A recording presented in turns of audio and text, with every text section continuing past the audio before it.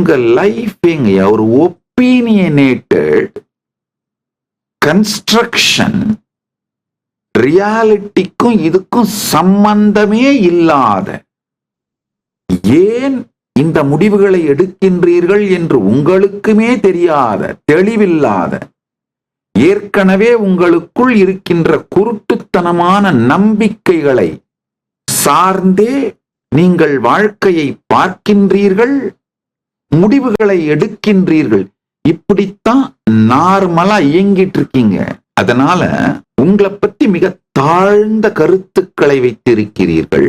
அந்த தாழ்ந்த கருத்தை ரொம்ப பேட் லாஜிக்க சென்டர் பண்ணி உருவாக்கி வச்சிருக்கீங்க.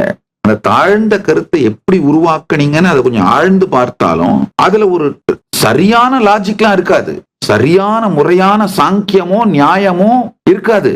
அந்த லாஜிக்கே பேட் லாஜிக்.